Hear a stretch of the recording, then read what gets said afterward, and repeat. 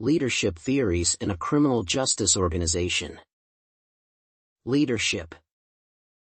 Leadership is defined as both the process that motivates the achievement of a goal and the abilities that are inherent in a particular person, which enables him to guide that process.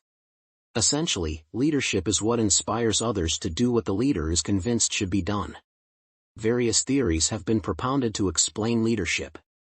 Some of them are trait, behavioral, contingency, leader-member exchange, and decision leadership theories. Trait leadership theory. This theory is also referred to as the great man theory of leadership.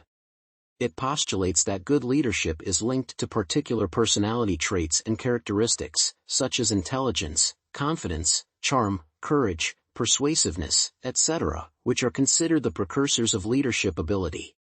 The proponents of the theory came up with the various characteristics of a good leader by studying people who had been considered great leaders throughout history.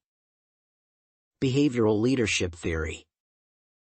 The propounders of this theory thought that leadership could be studied and learned as opposed to being inherent in particular people and not in others. They distinguished between job-centered leaders who only focus on completing the task at hand and supervising the carrying out of duties closely, and employee-centered leaders who concentrate more on the personal growth of their workers and, therefore, give the workers more freedom in carrying out duties. Contingency situational theory of leadership. This theory states that the effectiveness of any leader can only be rightfully judged by referring to the situation in which he is placed. Leadership is, therefore, about matching the personality of a specific person with the demands of a particular situation.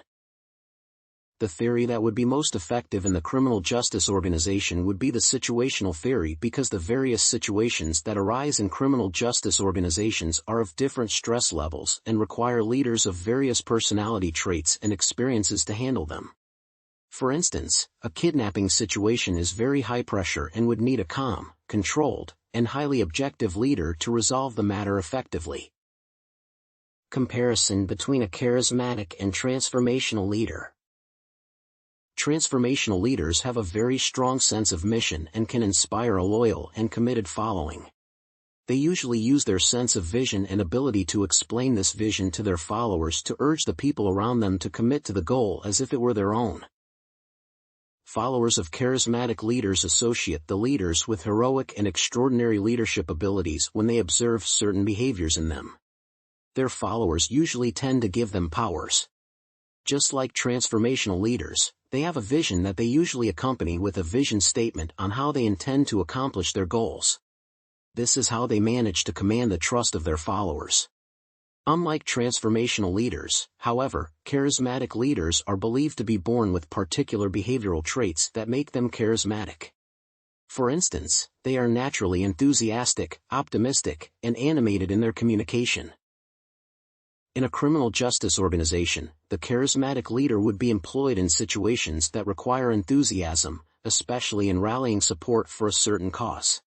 For example, when a police department needs funding for a program that they are running, the charismatic leader would be most suited to stand on the department's behalf to seek support from the government. Transformational leaders are most effective in the day-to-day running of criminal justice organizations because they are more focused on stimulating and improving the subordinates. They also make it their goal to understand the differences between their subordinates, hence, they are more suited to pair their subordinates with the tasks that they can accomplish.